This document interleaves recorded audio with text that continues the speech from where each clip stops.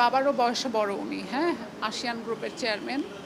তো ইমন নামে তার একজন ব্রোকার আছে, সামনে ইমন বসা, এই পাশে আমি বসা।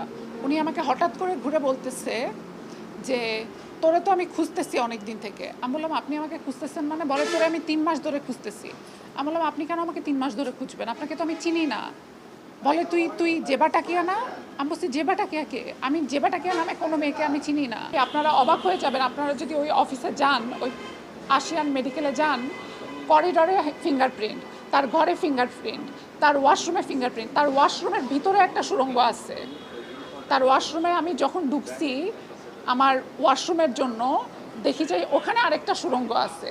ওই সুড়ঙ্গ দিয়ে সে ঢুকে আমাকে সে বলতেছে তুই তুই ইয়েতে তুই থাকিস হচ্ছে মিরপুরে, তোর বাড়ি ব্রাহ্মণবাড়িয়া।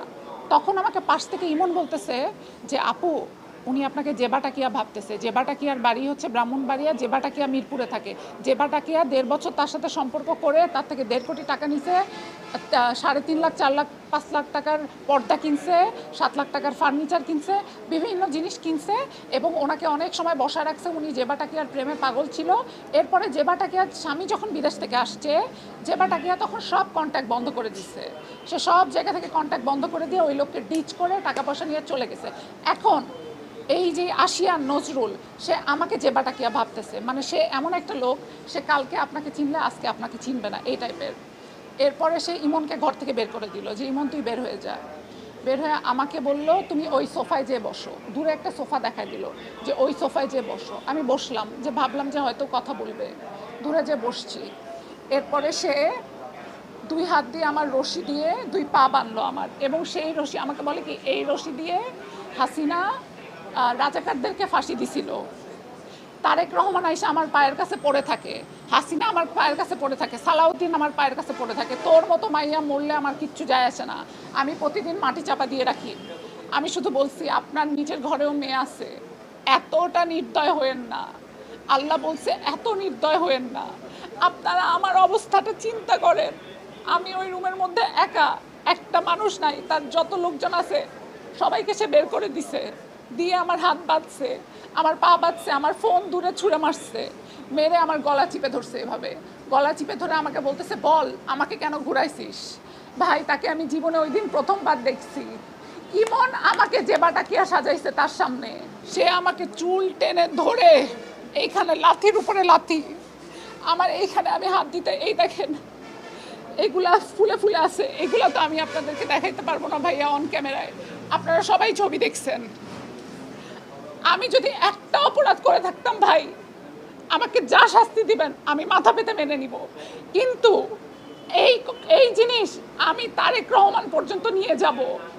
বিনা কারণে অন্য মেয়ে ভেবে আমাকে কেন মারা হইল? আমার অপরাধটা কি?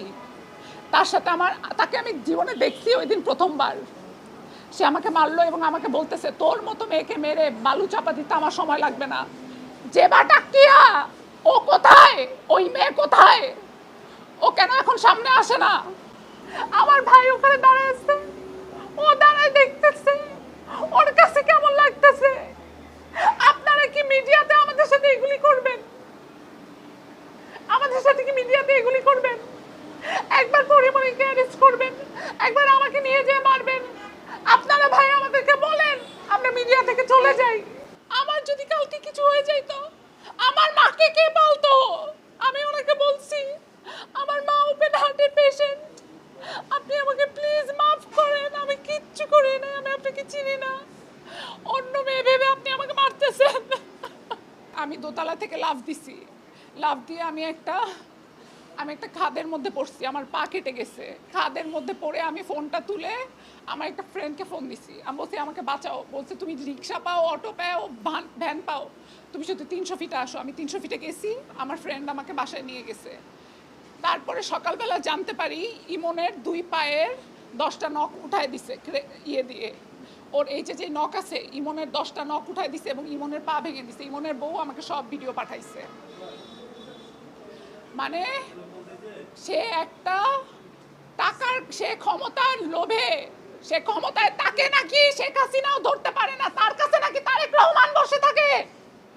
আমি তারেক রহমানের কাছে জানতে চাই, আপনি আমার মতো, আপনার মেয়ে আমার বয়সের, আমার বয়সের মাননীয় প্রধানমন্ত্রী, আপনি আমাকে দেখতেছেন, আপনি আসিয়ানের পা ধরে বসে থাকেন, আপনি ওর পা ধরে বসে থাকেন যে